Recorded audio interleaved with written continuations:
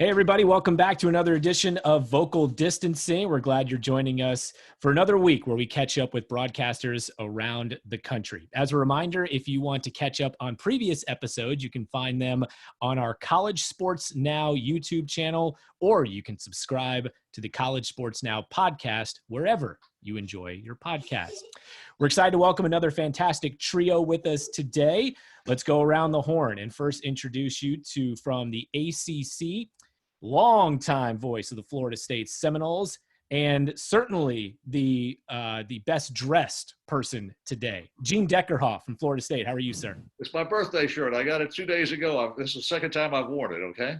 I don't believe that for a second that it's only the second time you've worn that. Yeah, it's a good looking shirt. And second time you've worn it this week, maybe. A size larger than the last shirt she bought me. I might. This COVID-19 coronavirus stay-at-home thing. You're too close to the refrigerator. Yeah, we're all dealing with that. Those are some of the effects that we're all trying to figure out how to skirt at this point. All right, from the American Conference and the voice of the Cincinnati Bearcats, Dan Hoard. How are you, sir? Adam, I'm great. I'm just happy that Mean Gene wore his birthday shirt as opposed to his birthday suit, which none of us wanted to see. Yeah. The camera is perfectly positioned. I don't know if any of us, look, raise your hand if you're wearing basketball shorts right now for this recording. Swimsuit. When we're done, I'm in the pool. Again, we will take your word for it. We will take your word for it. It's 40 degrees in Cincinnati. I'm wearing a fleece. Damn, they have heated pools in Cincinnati. I know they do, but okay. And from the SEC, the voice of the Missouri Tigers, Mike Kelly. How are you? I'm well, Adam. I can't believe you didn't say we should sing happy birthday to Mr. Deckerhoff. No, don't do that. Don't do that. We got time. We got a lot to cover, and we'll get to that at some point, perhaps. All right, guys, well, we got a lot of things we want to talk about today. Hopefully share some fun stories for the folks that follow you and your schools and the fan bases from FSU, Cincinnati, and Missouri. So let's start with this right off the bat. I want to know just what your reality is like, and I'm sure a lot of people would be interested to hear what's your new reality. And we're still kind of in this stay-at-home phase of the coronavirus pandemic. So Mike, I'll begin with you. What's your new reality right now? What are you missing? How are you holding up? Well, for me, not doing baseball and just primarily doing as a broadcaster football and basketball, I was at the end of my season. When all this hit about a month ago, I got to tell you, the person that I felt for was our friend, Mr. Deckerhoff, because he had a basketball team that I think was going to make a very deep run into the NCAA tournament. And having seen that team a couple of years ago in the NCAA tournament, I think that's a team that might have cut down the nets in early April. So you feel for folks like that. For me, my reality hasn't changed during this time other than I'm at home more. My full-time job is in the insurance industry. I'm a senior vice president and a partner in a firm in Clayton, Missouri. So we've been closed down since early March. And so I've been spending a lot of time 2 hours west in Columbia, Missouri. And so that's really been the only change for me, spending a lot of time here in the office at home working, trying to maintain a book of business, trying to go through things that come up internally within the office. And for the most part, really just enjoying family time. My youngest daughter lives in New York City. She's been with us for about a month. So it's been nice to have her with us. Meanwhile, my other two daughters, one's in Los Angeles and one's in Chicago, and they don't check in much, so I think they're doing fine. Wow. Gene, what about you? I'm sure that was kind of a bummer to see the basketball season ended with the way the Noles are playing. It was number one seed in the tournament, ACC tournament, and we getting ready for the broadcast in the quarterfinals. FSU Clemson, 12 noon tip, and already got the pregame show done, and we're getting ready for tip off. And Commissioner Swafford came into the arena and made the announcement that the conference championship tournament had been canceled. Very emotional, I might add. The commissioner, you could tell in his voice that this was. He said, "I've never thought I'd be saying this in my lifetime, but the thing's canceled." And they awarded Florida State the automatic bid from the ACC because FSU had won the regular season. But Mike, I appreciate your comments. I think Leonard Hamilton. I think Leonard felt very strongly that he had a Final Four team, not just this year but last year. And we had 2 serious injuries in the tournament that took 2 key players, and we got to take on Gonzaga, closer to their home than our home out in Los Angeles, and we couldn't pull off the deal. And this year we were a better team than the one that we had last year, even though we had lost Fiondu Kabengele to the NBA draft. He left after his sophomore year, but hey, we lost 2 players this year too. Good golly. Leonard's doing us up the right. He and CY and Stan Jones, the crew, bringing in some pretty good basketball players. I did miss that, but I understood the reason. And Mike, I'm glad your daughter was able to get out of New York City and get home to the Show Me State and avoid. I have a grandson that's a travel nurse that is at the Harlem Hospital in New York City right now. We talk to Ken about 3-4 times a week, and he's doing well. And you should see the photographs of what he has to wear when he goes to work. He looks like he's in outer space. I mean, he's got the goggles, the mask, the PPEs, and all this sort of stuff. But our thoughts and prayers with all those folks that have to go back to New York City, hopefully when this thing is done, and we get through with this coronavirus thing. Florida's been pretty good down here so far. We're slightly reopening the state. I don't know how Missouri's doing or Ohio. I'm not sure how those states are, but I know Florida, Governor DeSantis has opened up some things in South Florida where it's probably the epicenter of the coronavirus patients in the state, or in Palm Beach, Broward, and Dade. They're not going to reopen down there for a while. I don't know how long it's going to take, but I think there's light at the end of the tunnel, fellas. And the NFL, and Hoard, you know this, the NFL is going to announce the schedule on Thursday. I was told it was going to be maybe pushed back, but when I saw that, it came out, it's going to be announced Thursday, and I can't wait. The international games are gone. That means I don't have to get on a private plane to Atlanta to fly across to do a broadcast this year. But the international games are gone. But the league's going to announce a schedule. Now, you may have heard something else, but I believe there may be an asterisk or two. The schedule's going to come out. Going to start on September the 10th, I'm told. But there's going to be an asterisk. So we'll wait and see. Speaking about New York, the Bucks play the Giants in New York. And I don't know if anybody wants to go to New York to see a football game right now, or let alone play in a football game, but we'll see how the league handles that. The draft was amazing to me. The presentation was totally the best I've ever imagined. And, the NFL is pretty dead come smart with what they do. Anyway, that's how we're spending the offseason. I got the matchups for the college teams. And I've got 3 more teams to do: the Chargers, the Minnesota Vikings, and there's another one that I have not done. And then I'm ready for the NFL season and the college season for football. Almost ready. You know how that is. Yeah, many people don't know that Gene gets all of his charts and preseason and season prep done in the spring and the summer. Amazing. He shows up to ACC football kickoff with every chart done for the entire season, and he's using that time to write notes in as the coaches are speaking. There you go. There they are, right there. There you go. Amazing. That's Florida. Yeah, that's Florida State. I've got the Buccaneer stuff I'm working on too. Anyway, now there's no off season for sports broadcast. Just what's up with this? Well, Dan, what about you? Well, as you can tell, I'm wearing these headphones because I miss it so much. I miss doing games. But like these guys, my play-by-play season largely would have come to an end at the end of the college basketball season, and Cincinnati had an excellent team this year as well. Bearcats were the #1 seed going into the American Athletic Conference tournament. They were in position to make the NCAA tournament for the 10th consecutive year. It's one of the longest streaks in the country. So I'm not sure that we had a team this year that would have had a long trip in March Madness, but you never know. You get in, and if you're one of 68, you've got a shot at advancing a long way, and certainly that would have been the hope. This time of year, I often do some fill-in stuff for the Reds, a lot of post-game talk. I've done some of their TV pregame and post-game stuff as a fill-in in previous years. So unfortunately, there's obviously been no Major League Baseball, and I've missed going to Reds games and being around the team and doing some work where the Reds are concerned. But it has been fairly busy, believe it or not. There's been a lot of work leading up to the NFL draft. The Bengals, of course, had the #1 pick, and we're very excited about the Joe Burrow era. I'm hoping to have a Super Bowl ring like Gene does one of these days sometime soon. And, just hoping that things can begin on time or close to it when the college football and NFL seasons are scheduled to get underway.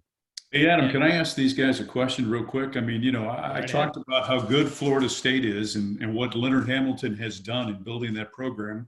Dan just talked about Cincinnati in 10 consecutive years into the NCAA tournament. Why are you guys so selfish? Will you send some talent to Missouri? No, Get back in the no, field. we are selfish. Forget it. Mike, I've got a story to tell you about Mizzou, and it goes back, and I want to say we were in the Metro Conference at the time, and I was working television at Channel 27, and I could not get off, and I off the assignment, and I had to fly. No, I wasn't even working TV. I can't remember why, but I had to fly to Missouri. I had to fly to St. Louis. Mm-hmm. And the sports information director at the time, Mark Carlson, was with the team, and he was going to come pick me up at the airport in St. Louis and drive me to Columbia to do the broadcast that night. This was a Saturday. And a blizzard comes through. So I had to be like in December, January. Well, blizzards always come through Missouri. I don't know. But anyway, a blizzard came through, and our sports information director called. And he says, Gene, I can't drive over there. The weather's too bad. I'm not used to driving. I'm a Florida guy. I'm not used to driving in this stuff. But there's a guy that's coming to the game from St. Louis, and he will pick you up at the airport. He's going to do the telecast of the game tomorrow night, and he'll pick you up at the airport and drive you to Columbia. I said, oh, okay. Well, how will I know that? His name was Bob Costas. He says, and he'll leave a message, or when he gets to the airport, he'll make the announcement. And sure enough, I get off the plane. I've been there maybe 10 minutes. The announcement's, Mr. Gene Deckerhoff, please pick up phone, whatever it is. And I pick up the phone. It's Bob. I meet him for the first time. We drive, what is it, about a 90-minute drive? Probably back then it was closer to 2 hours. Okay, and with bad weather. So, but Yeah. we had a 2-hour conversation that I'll never forget. And then so Bob moved to New York, obviously. And Bob also did the Metro Game of the Week. Back in the old days, he and Easy Ed McCauley would come to Tallahassee about twice a year, and we sat in a little telly gym, and so we got to know each other. But that trip, I'll never forget. And oh, by the way, no wonder I won't say anything nice about Missouri, because they killed us in that ball game. The weather was awful, and Florida State did very, very well. But that's my Missouri story. Only time I think I've been. In fact, I believe that's the only time I have been to Columbia, Missouri, was on that trip. I've been to Florida State, never for a game.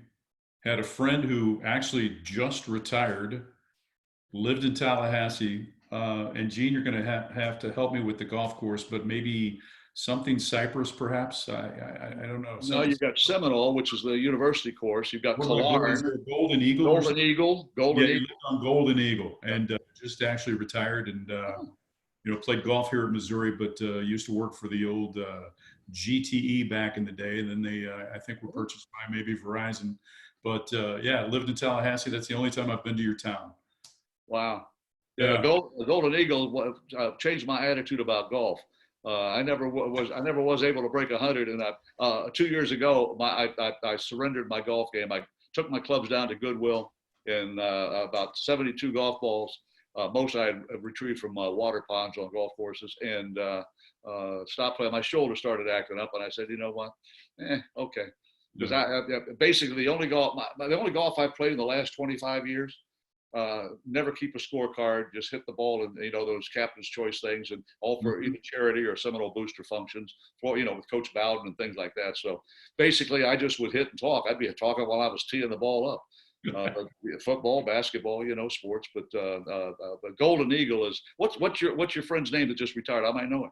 Woody Simmons. He was really good friends with Coach Martin, the former baseball coach. Okay, I'll bet I know that I've crossed paths with Woody before, and congratulations on him. What is this retirement thing? Yeah, exactly. Too young to retire. Dan, the thing I'll remember about Golden Eagle is the alligator that seemed like 18 feet long sitting on the green. I wanted no part of it. Yep, been there. Hey, your putt's good when there's an alligator on the green. That's correct. Yeah, regardless of the distance. You take a par and you move on. Gimme. Yeah. Yep. Hey, let me ask a question to the three of you guys, because all of you have either previous or current experience doing college and professional games. Gene, you kind of alluded to this earlier. in terms of some of the travel that you've had to go through, especially with international games. So, Gene, you do the Tampa Bay Bucks and the Florida State Seminoles. Dan, you're with the Bengals and the Bearcats in Cincinnati. And Mike, along with Mizzou, you've done games for preseason with the Chiefs, and you've done some national NFL radio as well. So let me ask you, and Dan, I'll start with you on this one. I'd love to hear just some inside baseball on the travel logistics of going from a Saturday football game or even a basketball game late in the NFL season to an NFL game, regardless of where it is. Do you have any good ones you can share with us? How much time do we have? There are plenty. There are definitely plenty. You know, Gene was talking about the NFL schedule coming out on Thursday, and this is always the most nerve-wracking day of my year because that's when we already have the college schedule. So now we get the NFL schedule, and we do the, you know, you pull the two out, you look at them next to each other and go, okay, how am I going to get from point A to point B on October 19th or whatever it is? So probably the craziest story that I've had so far was a Saturday football game at East Carolina. That's Greenville, North Carolina, which doesn't have great airplane service. I think the only flight in and out of Greenville goes to Charlotte. Yeah. So the Bearcats played a Saturday game in Greenville, North Carolina. I flew from Greenville to Charlotte, then Charlotte to Denver for Bengals Broncos on a Sunday. Immediately after that game, I took a red eye to Miami that landed at 5 a.m., hopped on a plane to Grand Cayman at 10 a.m., and did basketball that night. So Greenville on a Saturday, Denver on a Sunday, Grand Cayman. Nobody was feeling sorry for me, certainly. But it was kind of a wild 3-day period. I think 5,000 miles of travel in 3 days. But really, the times that it gets challenging are the all-night, late-night drives because I do not like to fly the morning of a 1 o'clock NFL game unless it's absolutely necessary. Because if I fly the morning of a Sunday NFL game, I don't sleep on Saturday. I'm worried there's going to be problems. I would rather drive all night if that's what's required.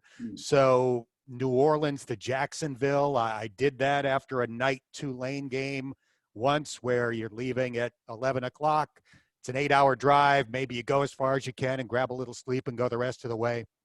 There's usually a trip like that about once a year, but thankfully I'm looking for wood to knock on. I've made it in time for the pregame show every time so far. Wow, good for you. Good for you. I missed a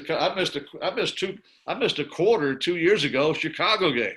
The plane lands 10 minutes early, but the driver taking me to the stadium got stuck in traffic, and I missed the first quarter. We got blown out by the Bears, but I digress. But then maybe about 12 years ago, I missed the first quarter or the first half of a Buccaneers Washington Redskins game. Josh Freeman was a rookie quarterback, and I had a plane canceled due to mechanics, and took another flight, but then sat on the tarmac for a while, missed the connecting flight, and had to call my broadcast man. I'm stuck. He said, well, what do you want to do? Go home or come here? I said, I want to get there. They can get me there at halftime. And so I got there and did the second half of the game. We were leading at halftime, by the way. We lost when I started broadcasting. So I thought I was going to be fired. But that, you know, I during basketball season, Dan, I've missed basketball games because somebody else does the basketball games for me. It's one of those things. I've missed trips to Hawaii, trips to the Virgin Islands, trips to San Juan, Puerto Rico, all the tournaments, because, you know, everybody plays the tournaments in December.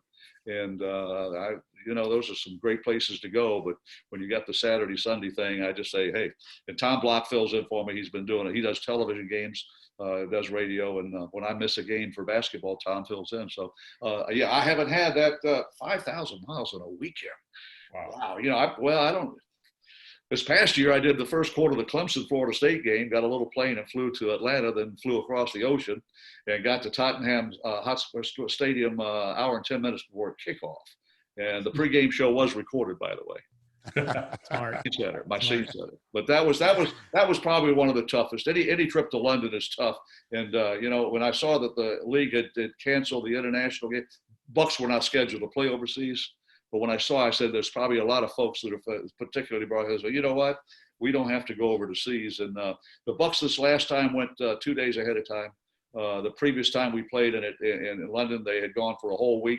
We lost the game in London, did not win a game the rest of the season. So Bruce Arians said, no, we're going just like it's a regular road trip. And so that's the way they did it. I got there in plenty of time, and Jameis Winston threw a pickoff interception on the very first play of the game. So that was not a good sign. And the Carolina Panthers, they absolutely wore us out. And I got on the team plane, flew home that night. So it was a long day. I wish we'd have won that ball game, though. Now, Gene, I've got to ask you a question because now that Tom Brady is a Buccaneer, you're going to have a ton of primetime games. And it's going to make your travel easier. I mean, it's going to cut into your sleep, but you will have extra time to get from Florida State to Bucs games because they'll be playing Sunday night, Monday night, as many as the NFL will allow, I would think. In other words, you have no excuses. Dan broadcasts the Cincinnati Bengals. I do the Tampa Bay Buccaneers. How many primetime games, Dan, have you and I had over the last 10 years? We haven't had very many. The Bengals didn't even have a Thursday game last year. They were one of two teams in the NFL that didn't get a Thursday game. But with Joe Burrow, with the franchise coming to town, I imagine that primetime is coming back to Cincinnati. Yeah, generally that number one pick is going to get you a primetime shot. But with Tom Brady, I remember I saw a tweet that Chris Collinsworth sent out when the Brady deal was announced, and Tom Brady was going to be officially announced he was going to be a Buccaneer.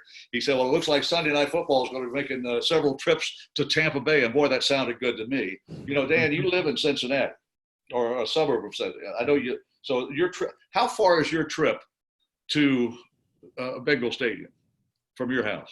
14 minutes. 14 minutes. Mine's 4.5 hours. Yeah. Not Tallahassee to Tampa's a little Tallahassee to Tampa on Sunday morning. So sing that prime time music to me. Thank you very much, NFL.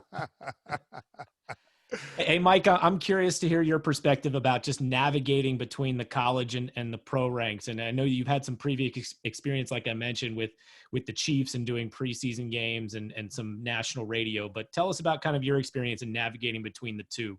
Well, you know, the first ever NFL game that I did was actually the NFC Championship game for CBS Radio in 1999. And it was a Sunday in St. Louis. Bucks and Rams, right? Bucks and Rams. And Bucks and Rams right here. I was there. Absolutely, yeah. And I got a call at about 7:30 that morning from Howard Deckerhoff at CBS Radio, who said, well, the funny thing is when he first called at 7:30, Missouri had played Kansas, I believe, the day before in basketball, and Mizzou had won.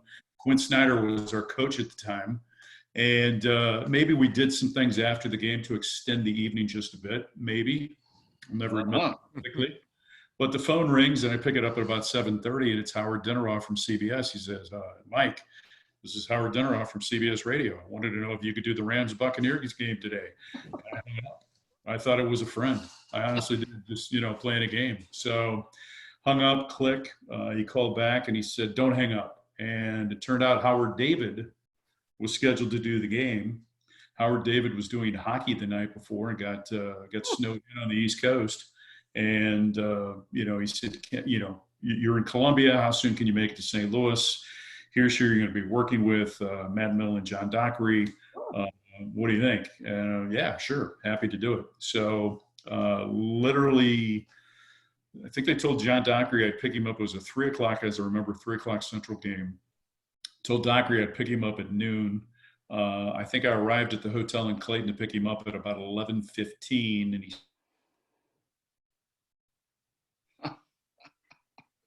I think Mike's frozen for just a moment. So I was enjoying this story. I know. You remember, unfortunately, not great memories for you, Gene, but you do remember that '99 NFC Championship. Well, yeah, it was an offensive explosion. 11-6 was the final, if I'm not mistaken. Yeah. I think the Buccaneers got a bad call, and the winning touchdown. And I'm trying to think of the fellow's name because he played at Wake Forest. Ricky Prohl. Huh? Ricky Prohl. Ricky Prohl played at Wake Forest. Prohl. And it was a busted play from the get-go, and they just sort of go out and we'll throw the ball. And that was the winning touchdown in the ball game. And then the Buccaneers had a chance to win, and it was the rule that became they changed the rule the next year on possession of the ball when you go down. But that was in the 1999 NFC Championship. I did a North Carolina basketball game that Saturday. Florida State in North Carolina, in Chapel Hill. Mm-hmm. And Brent Musburger did the game on CBS, and he and I flew to St. Louis on the same plane. His son was working at the time for the St. Louis Rams. He was in the video department of the St. Louis. So we had a good old time flying over. I don't mean to drop names, Bob Costas, Brett Musburger. I mean, that was that trip, Mike, that you did the game in St. Louis. And, it's a shame that the Rams moved to L.A. I understand that it's a business thing. They're building a beautiful stadium, but I always thought the Rams were a great fit for St. Louis, Missouri. I've got great friends that work at Anheuser-Busch there. We have a reunion every time we play, get together. Several worked at the games, and I miss coming to St. Louis. Well, the misnomer is that St. Louis never supported the Rams, which is the furthest thing from the truth. I mean, when the Rams were good, the dome was still sold out. It was when they started to deplete the team and made it known that things changed. But quickly back to that story, as I know I froze a little bit thanks to the internet. But I pick up Dockery at the hotel. We go to the stadium, and Matt Millen was down on the field. And the producer, I can't remember his name, but he says, let's go down and meet Matt Millen. And we walk down, and Matt Millen's standing in the end zone. He's talking to Howie Long. He's talking to Terry Bradshaw, basically the Fox crew. Dan Deerdorf was there as well. And I'm standing there, this kid who grew up across the river from St. Louis, about 6 miles. And I said, it's like the Sesame Street thing. One of these things is not like the other, as I'm standing here meeting these guys. And so Millen was terrific to work with. Yeah. Absolutely fantastic. Here's the interesting, Gene, you've got your notes done for the season. Yeah. I had no flip cards for that game. I had to go into Mike Bush, who was a TV broadcaster at KSDK in St. Louis. Mike was doing the Rams radio at the time. I had to go into his booth and said, can I borrow your notes and just photocopy them? And that's how I did the game. And Ricky Prohl on the receiving end of a Kurt Warner touchdown pass, and the Rams go to the Super Bowl. But that was an interesting trip, to say the least. I would say that God bless you on that, because preparation is 99% of our business, 90% of our business. So you get the call at 7:30 in the morning and have to do an NFL game, a championship game, no less. Exactly. And, I hope you had a good broadcast. And you have it on your resume tape. Yeah. And never hang up on Howard Deckerhoff again. No. Exactly, right? He reminds me of that. All right, let's get into some questions that might bring some good stories, some more good stories from the three of you. Gene, you can check that voicemail here in just a second. I just hung up on the phone. All right. It was a robo call. 99 out of 100 are robos. Probably. All right, let's start with you, Dan. First experience you ever had on the air, speaking into a microphone where other people were, or at least you thought other people were listening. How did it all get started? All right, this is good. So I grew up in Jamestown, New York, a tiny town south of Buffalo, the very southwest tip of New York State, hometown of Lucille Ball. That's our claim to fame. And in my hometown, the little local radio station had a show called the Saturday Morning Breakfast Club. It took place at a local restaurant. And basically, if you were celebrating a birthday or an anniversary or a graduation, you would go to this restaurant on a Saturday morning. And the host from the local radio station would go from table to table. He would ask you what you were celebrating, make a little small talk, and then give you an inexpensive gift along with a lengthy plug for whatever local company provided that inexpensive gift. So my grandmother, Norma Hoard, brought me to the Saturday Morning Breakfast Club for several birthdays in my childhood. And when the local host came up to the table and said, what's your name, kid? How old are you? What school do you go to? That was my start in broadcasting. The Saturday Morning Breakfast Club. It had to be the worst radio show in the history of mankind, but that's where I got my start. That's where people first heard the pipes. I love it. That's it. Mike, what about you? Actually, I was in college working at volunteering at a student radio station on the campus of Southern Illinois University at Carbondale. WIDB was a cable radio station. And the first night on a Saturday, it was Labor Day weekend. I go in to do sports on that Saturday, and I was so nervous I basically almost hyperventilated on the air. That was my first memory. And, you talk about the worst radio, Dan. I had a job in Olney, Illinois. And if you don't know where Olney, Illinois is, it's synonymous with a white squirrel, which is indigenous to that part of southeastern Illinois. my first, I was told, coming out of college, you're going to do sports. That's all you're going to do. I did no sports. I did get to jock, though, on the AM station, which the moniker was the Memory Maker. It's from the 30s, 40s, and 50s. I could literally track an album on a turntable. And Adam, we used to have turntables back in the day. Yeah, you used to put an album on the turntable and walk away, and nobody would ever know. That was my foray into classic hit radio, if you will. Your turn, Gene. I used to play those Lawrence Welk songs too. In fact, we had some long cuts, and you knew which ones they were. You'd put them on the turntable, and there you go. My first experience in radio was sort of like and we didn't go to a restaurant, but we had a station in Orange Park, Florida, which was Jacksonville, the Jacksonville market, 50,000 watt powerhouse, the Big 8, WAPE, and they put rock and roll format to build an audience with teenage listeners. They every Saturday spotlighted an individual high school in their coverage area. In Jacksonville's Forest High School, where I graduated from, we were honored one day, and there were two of us. I had a Vespa motor scooter. The radio station was about 20 miles away, 15. And I picked up my colleague, Mike Hightower, who has just retired from Blue Cross Blue Shield as a vice president. He and I got on that little Vespa motor scooter and drove down to WAPE and did 1 hour on the radio. First time I had ever been in a studio in my life. And I was president of student council. He was president of Key Club, and we talked about what was going on in our school. I played basketball, and he was the mascot. He ran out with a flag, before every football game. So we had one great hour, and that was sort of, I don't know if that was the thing that got me, it really got me started. But in college, student radio station started spinning the hits. Played basketball. Our debate team won a state championship. The program director for the local radio station came up to us and said, "Hey, I know you can talk because you're a debater on the debate team that won the state championship, but have you ever thought about getting into radio?" I said, I've been to a radio station once before, and I spin the hits at the cafeteria at the station, the junior college station. So yeah, I'm interested. Passed the FCC license. And like you, I put the ET on there, and it was all religion on Sunday morning. I know that. So you had this, you had a recorder, and it was 1 hour religious programs. And you gave the ID, WWPF, Palatka, Florida, at the top of the hour and the bottom of the hour. Did the weather at the quarter past, and that was my first experience in radio, and where I got paid. I got paid $1 an hour, Mike. I don't know if that was the pay scale. Well, as a guest, you got a little memorabilia thing, but $1 an hour at WWPF in Palatka, Florida, and moved to that was it. That's where I got started in radio. And Coach Bowden has told me many times, Mike and Dan and Adam, that Jeannie, you've got a great face for radio. He was right. He was right. Norm Stewart once signed a book and said, "Hey, Mike, you're pretty good for a guy with a speech impediment." Oh, wow. I knew Coach Stewart had a sense of humor, but that's pretty dadgum good coming from a basketball coach. All right, guys, hypothetical question here. What would each of you be doing? What would be your trade or profession if you weren't doing what you're doing as a sportscaster? Mike, I know that you said that you're in another line of work as well already, but just play along here. Hypothetical question: What would you be interested in doing if this wasn't your current line of work? Well, I almost became an attorney.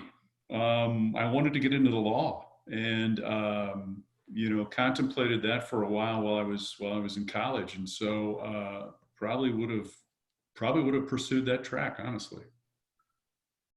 And I have no idea. I'm so lucky that this worked out because I knew from birth that I wanted to be a sports broadcaster. They pulled me out of the womb. The doctor slapped me on the butt, and I said, "That's 15 yards for unnecessary roughness."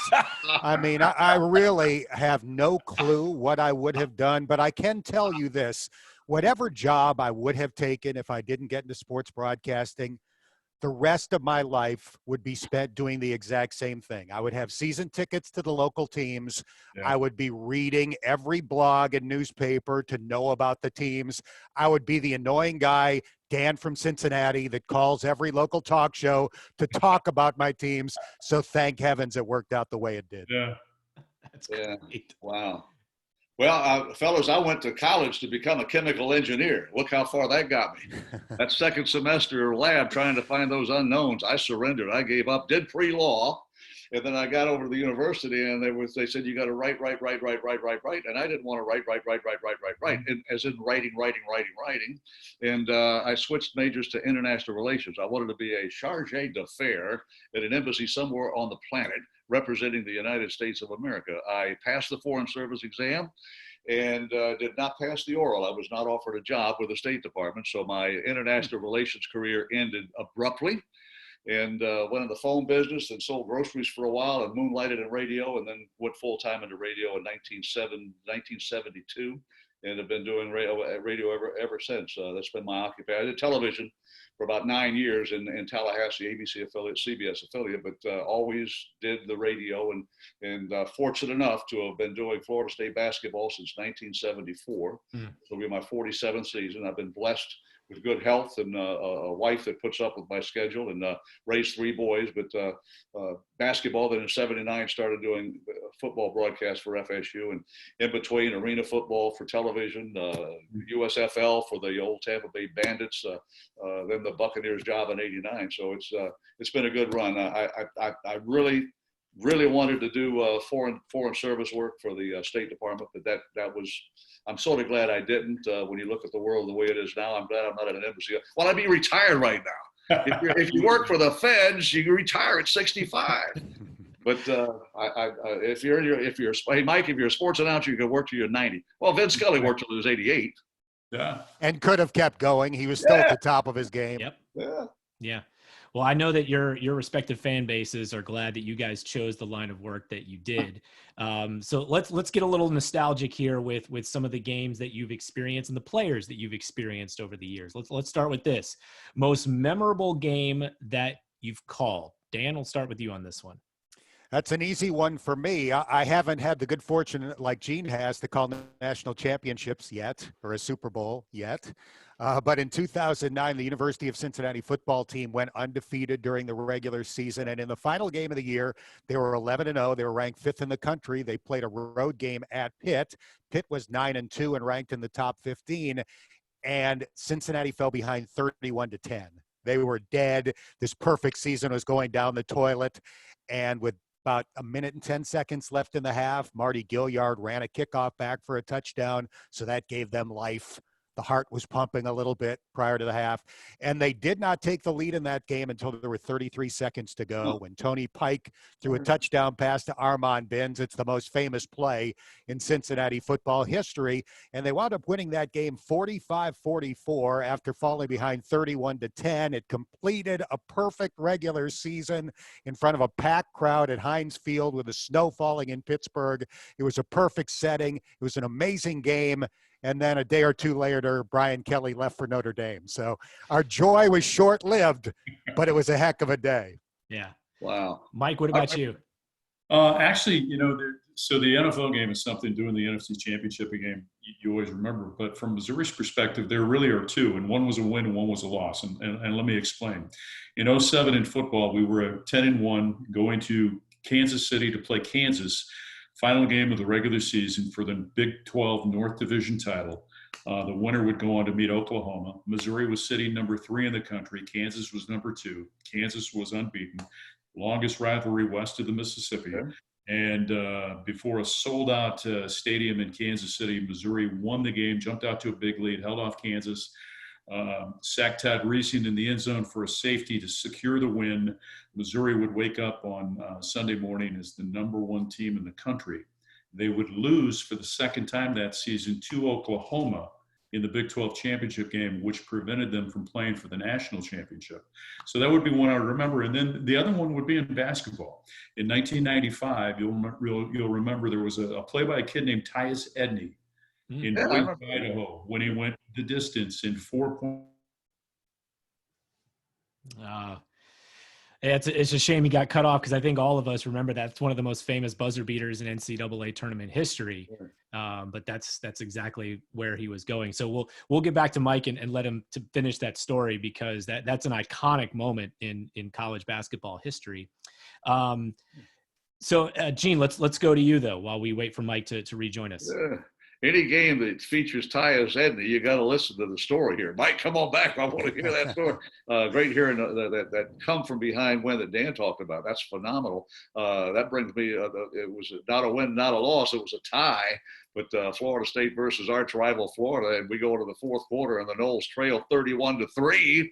And come back and tie the ball game. In fact, had a chance to win the ball game at the end, but it's the famous choke and doke. Steve Spurrier was the head coach of Florida, and Bobby Bowden, the head coach of Florida State. But that's a memory that no one will ever forget that follows Florida State football. Even though it wasn't a win, we played Minnesota. I say we. The Bucks played Minnesota the next day, and Mr. Culverhouse always had guests that flew on the team charter, and a couple that sat right in front of me were big Gators. They wore orange and blue on every road trip that they ever went on. They didn't wear Buccaneer colors, but that's how and we had an equipment problem in Minnesota at the airport, and so all the team got off, and I was going to set on the plane, and about 10 minutes under the road, it took about 2.5 hours before we ever took off. Got home very late, but this is back when I flew with the team, and the little lady in front of me, she got up on the top of the chair and turned around. She says, "You know we won that game yesterday, don't you?" And I said, "Well, the last time I checked, it was 31-31. I think that we won the game because we were down 28 going into the fourth quarter." But when Dan mentioned that story, I said, that brings back memories of the great choke at Doak, Florida State's 31-31 tie over Florida State. Obviously, the Super Bowl was an experience that unlike any other. And on top of that, the Bucs won the Super Bowl 48-21. I was just working on the Oakland Raiders and now the Las Vegas Raiders. John Gruden not doing his little bio, throw a matchup, and in the little column here, I got the final score of Super Bowl 37. And maybe one day the Bucs will get back, and with Joe Burrows, I think the Bearcats might get back. But the 1999, I did not do the 93 championship game, fellas. I don't know, Mike. I know that the Oklahoma folks would go to the Orange Bowl every year. We played them twice in 79 and 80, but Oklahoma radio could not get the radio rights. Mutual Radio had the exclusive.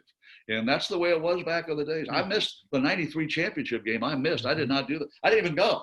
I watched the game on TV at my home and then went down to Tampa to do the Bucs game that following Sunday. But the 99 championship game, Coach Bowden never had an undefeated team in his career, his legendary head coaching career. And in fact, he only had one. And it was at 99, Chris Winkie at quarterback. And we played Michael Vick. They were number 2 of Virginia Tech. And it was a seesaw game. And eventually Florida State. Peter Warwick was the MVP. Chris Winkie threw a number of touchdowns. P-Dubs caught a phenomenal touchdown catch in the end zone when he was mugged and mauled, and we thought it was pass interference, and he still held on to it, ran a punt back for a touchdown. And that game probably was the most exciting that I've ever broadcast from that standpoint. It was great. I came down with laryngitis, something about the French Quarter. You come down with that stuff, you can barely talk. And I called Coach Bowden to do his pregame show in his hotel room that morning, the Saturday morning of the game. And I, Coach Bowden, and Bobby says, "Gene, are you okay?" I said, "I got laryngitis. I got to do this show." And so I went down to his room. He had 3 or 4 grandchildren running around. We went to the bedroom where we get a little quiet, and I had the microphone. And I said, "Coach, can I ask you a question? Give me a long answer."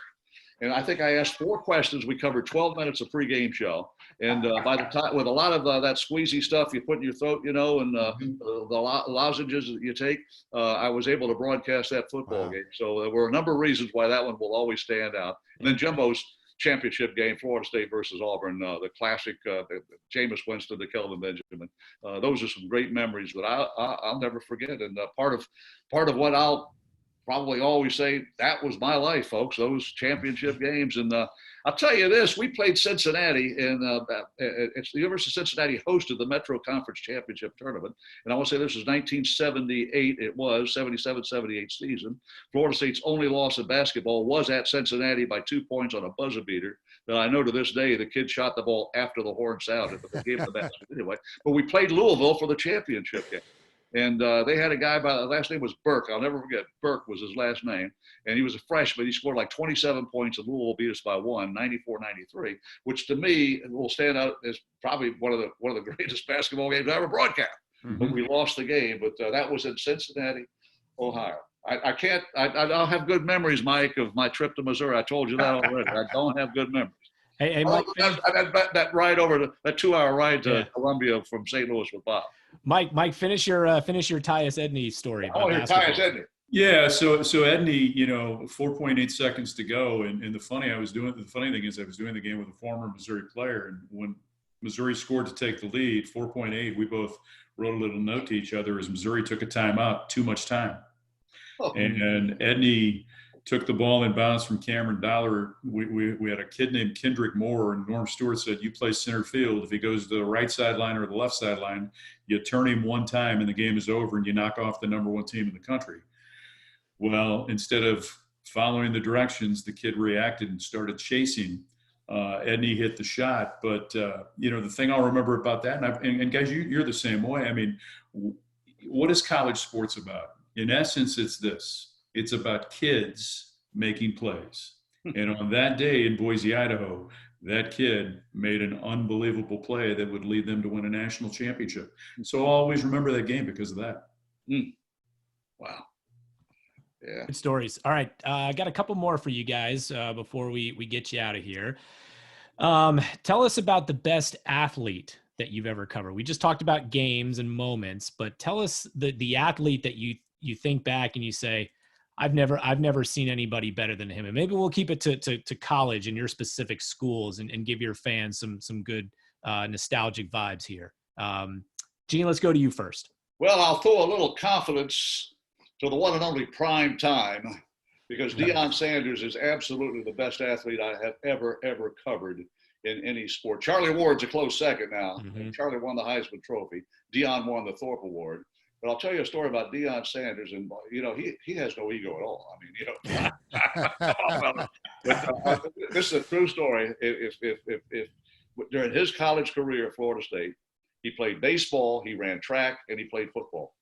And I had a little company that we had in 1989 before a major syndicator took over the radio rights, and it was called the State Farm Seminole Report. I believe we syndicated it around the state of Florida, and it was about a 3-minute show counting 1 minute of commercials. And I always needed some sound bites from players, particularly during a football season. And even after practice, Deion Sanders would never say no. I knew I could always get a good sound bite from Deion. But here's a guy I watched. I did a baseball telecast for Sunshine Network. I was Sunshine Network is now Sun Sports, and now it's Fox, I guess, Fox Florida. But we were doing a baseball game. Deion Sanders ran 3 events in a track meet at Florida State. He won all 3 of those events, came over and played baseball and started in the ball game. And then the next day he was practicing football in spring football practice. That's the kind of athlete he was. And I think he proved it not only at the college level, but at the NFL level. And I'll never forget, I bought a television specifically that had, I forget what you call it, the split screen, where when Deion was playing for the Atlanta Braves, we had the Braves game on the small little corner of the TV set. And then when Deion came to the plate for his at-bat, we put that up on the big screen and watch. And if Deion got a base hit, we keep watching baseball. Picture in picture. Yeah. What picture to picture? That's what it was called. And that's why I bought that TV, to keep an eye on the one and only Deion Sanders. And I'll tell you this: there's not too many. He ran a legitimate sub 4.340. I know that, so that's pretty fast. He could play baseball. He had a pretty good bat. I mean, that got him in the major leagues. And if he got on first base, it was as good as a double, because he was going to steal second. And then his exploits on the football field, he broke my heart playing for the Washington Redskins. He broke a lot of hearts in his career with the NFL. But he returned a punt that proved to be the winning touchdown against the Bucs on a weary, dreary day up in Washington, D.C. at the old stadium. But, Deion Sanders, hands down, best athlete that I've ever had a chance to cover and work with. What about you, Dan? Well, before I get to the University of Cincinnati guy, I've got to say that I was working in Cincinnati as a TV sports anchor when Deion Sanders was on the Reds. Yeah. And I don't think people realize how good of a Major League Baseball player he was. If he had committed strictly to playing Major League Baseball, I honestly believe he would have been a multi-time All-Star. He was terrific. But it worked out fine for him. I think he ultimately chose the right sport for him and primarily playing in the NFL. But the best athlete that I've covered as a University of Cincinnati broadcaster would be Kenyon Martin. His senior year, best player in the country, National Player of the Year. Cincinnati was the best team in the country. Wow. They were 28-2 when he broke his leg in St. Louis. All right, I beg your pardon, in Memphis against St. Louis in the opening game of the conference tournament. Nobody will ever be able to convince me that that Cincinnati team would not have won the 2000 national championship. Wow. They had 5 NBA draft picks on the roster. They were so loaded. Bob Huggins is a great coach. They were going to win the title, so it's such a shame that Kenyon broke his leg, but he was unbelievable throughout his career, but particularly that year. He had been a defensive force up until his senior year. Then he became an offensive force as well. So I've been lucky to see some great ones in football and basketball, but I'd put Kenyon on top of the pack. Wow. That's a great one. That's a great one. Mike, how about you? Football, it would have to be, and there's a Cincinnati tie. Justin Smith, who was drafted by the Bengals out of Missouri with the 4th pick. Justin Smith was not only a man among boys in college, he was a freak athlete, a defensive end at 6'5" and 280 pounds as a freshman coming out of high school. And once saw him make a play against Colorado. They ran the triple option, and the quarterback is coming down the line of scrimmage. Justin has contained. The quarterback just gets outside of it, and as he goes to pitch the ball, Justin grabs the quarterback by the back, before horse collar, by the back of the jersey with one hand, and then grabbed the running back with the other and drug them both down on the same play. Justin, when he came out, Tim Crumry, who, Dan, you remember, a terrific player, but then also a coach with played for the Bucks too. Why is it that he always freezes when he's getting to the good stuff? I think Crumry played 1 year for the Bucks, maybe 2. I believe he came down with him. I may be wrong, but I remember the name Crumry. We'll all right. We'll see if we can get Mike back and try to punctuate that story. But all right, I want to end on a little bit on a kind of a fun question, but maybe topical, as we're all kind of immersed in our own ways in the documentary that ESPN is showing on the Chicago Bulls and Michael Jordan and their dynasty in the 90s. I want to ask you guys, what would you consider yourselves? If Michael Jordan's the GOAT in basketball, which many people believe, what are you the Michael Jordan of? What's the thing, the hidden talent, skill that you have that you say, no one's better than me at this? Maybe it's making pancakes. I don't know. Gene, what do you got? Well, I'm pretty good with Italian in the kitchen. Okay, so eating it or making it. Both. The former. If I didn't eat a lot of Italian, I'd probably be 20 pounds lighter. But, I don't know if I would be the GOAT of anything, to be honest with you. I just honestly like doing what I do and being who I am, and getting a hug and a kiss every now and then from the missus. 54 years, coming up on 55 years here in another month, wow. Month and a half. And so, in fact, I don't know. I don't really know if I guess there are some. Tom Brady's going to be the GOAT, I'll tell you that. But I don't know if people want to be a GOAT. I just want to be a friend and have friends and keep on saying touchdown Florida State, touchdown Tampa Bay. That's my dream. I don't think I want to be the best at anything that I do. I've never broadcast a perfect game. I know that. I'm still working on that one, fellas. Mm-hmm. Now, I mean, a perfect game from a technical broadcast standpoint, not the Don Larson perfect game in a World Series. Always got something to shoot. I mean, that just means you always got something to shoot for. Yeah. That's right. Hey, Mike, if you want to just kind of tie a bow on the story that you got cut off on, and then answer the question that we're getting into right now, which is, what would you consider yourself the Michael Jordan of? You're the GOAT at what? Well, making a computer screen freeze. Well done. No, Tim Crumry came to town and to work Justin Smith out, and they were inside our indoor football facility, and it was great theater. I mean, it was an absolute, you almost wanted to call it a mugging, how hard they were going at one another. But so that was something that was fascinating to watch. But, I agree with Gene. I don't think, I would never want to call myself. And there it is. And there it is. The Michael Jordan. Self-fulfilling prophecy. It, huh? Hey, I want to tip my hat to the late Steve Jobs and Bill Gates, because without those two, we wouldn't be doing what we're doing, That's right. Think about that, without a personal computer, and Steve Jobs put that with the Apple people, and Bill Gates with the Microsoft people, and I don't know who came up with Zoom, but by golly, we wouldn't be doing what we're doing without those folks, Dan, what you got? I am among the world's all-time best at two things: whistling. I'm not going to prove it now, but if I've often said, if they ever come out with Whistling Idol, like American Idol, I will be the champion. So I'm exceptionally good at whistling. And then my other Michael Jordan-like skill is that I can recite the ingredients of a Big Mac backward quickly. So you guys can all do the all beef patties, special sauce, lettuce, cheese, pickles, onions on a sesame seed bun thing, right? Everybody remembers that? Yep. Okay. Are you ready? Yeah. Bun, seed, sesame, on onions, pickles, cheese, lettuce, sauce, special patties, beef all two. Boom. There you go. Not even gonna fact check it. That was amazing.